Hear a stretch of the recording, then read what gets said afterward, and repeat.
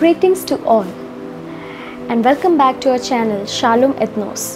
Today I will be talking to you about crush. So are you crushing on someone? But before that, let me tell you what is crush. Crush is finding someone very attractive. Attraction is something most of us experience throughout our lives, and crushing on someone can be really powerful. But what does Bible say about crush? But before that, let me ask you something. Are you able to focus on God when you are crushing on someone? And are you unknowingly idolizing your crush? What does Bible say? In Mathew 6:24, it's written, "No one can be a slave of two masters. He will hate one and love the other. He will be loyal to one and despise the other. You cannot serve both God and money." We must prioritize our God, and if this is not happening because of your crush, then you need to take a step back and survey what is going on. We must keep our heart in check to make sure that we are focusing on God and putting Him first. So I'm going to tell you few points that may help you to focus more on God and less on your crush. My first point is, don't play silly texting games. I know how it feels because even I had a crush for a very long time, and I wasted my time in texting him and thinking about him. Why is he not replying? Or even if he had replied, then what should I reply, and etc. So instead of texting him, focus more on God and know His will for this person, because the more you talk to him or think about him, more you will be focused on that person. You will be thinking every minute about that person. So it's better to stop contacting and focus on God and pray to God. Now my second point is self-control.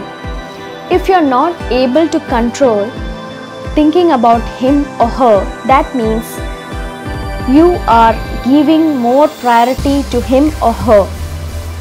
In short, you are kind of idolizing him or her. If we read in Galatians 5 verses 23, one of the fruit of Spirit says self-control. We need to control our feelings, our thoughts, our emotions for that person, and let God control you.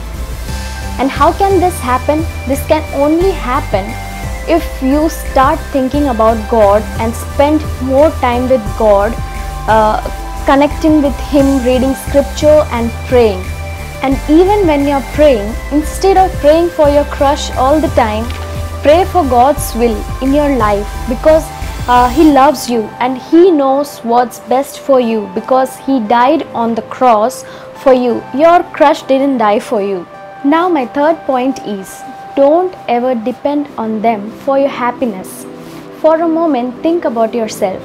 Are you wasting your happy life for them?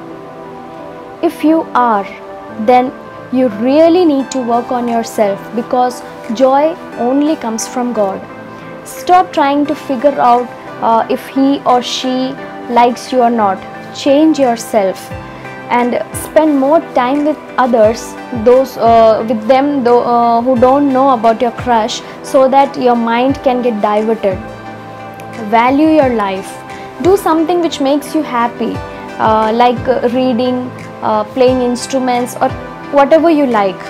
And if you feel like crying, cry it all out. And when you're crying, ask God to help you. Focus on God and help you move on, and ask God to help you stop thinking about him or her.